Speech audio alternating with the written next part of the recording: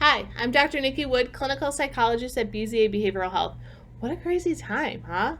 The first few weeks of this were chaotic and a little scary. No one really knew what the next day would bring, and we were all cleaning out our offices and running to the grocery store. Now that we settle in, however, we're no longer running on adrenaline, and we may feel a little more stressed and fatigued. We're all going through a weird period where we're grieving what we thought we'd be doing right now, transitioning to a new normal, and wondering about the future. For a lot of us, this also includes e-learning with our children. I'm sure you've seen the memes out there about suspending our own children or the teacher, meaning you, quitting or getting fired. Definitely a good way to get a smile, but what do you do if your child, or maybe even you, have difficulty with attention or executive functioning?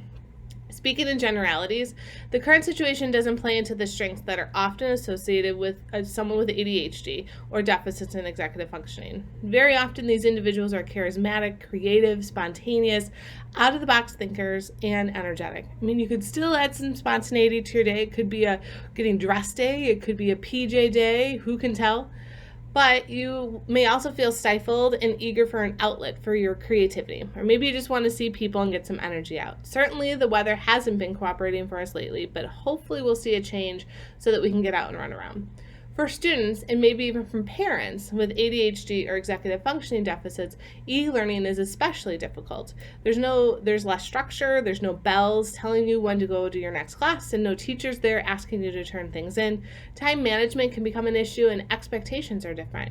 Also, supports are different. Teachers and school staff are working so hard to be available to the students, but it's a different system than just being able to ask them a question in person or go to the counselor or social worker's office. So what can you do?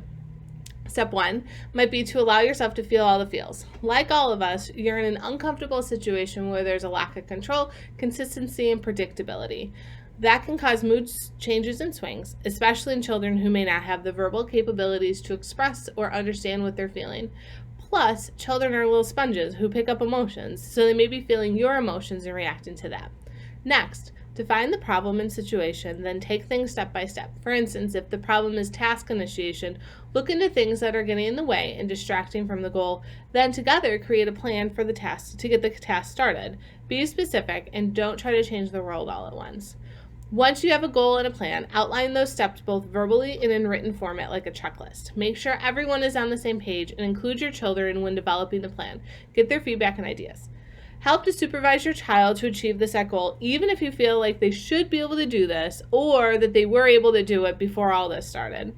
Gradually fade the supervision that you give your child, and then pick a new goal and start the process all over. Remember, don't try to fix all the things all at once. This is not the time for perfection, but rather learning new skills to improve on things that are difficult right now.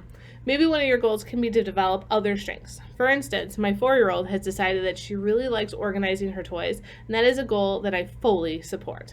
Stay safe and take it one step at a time.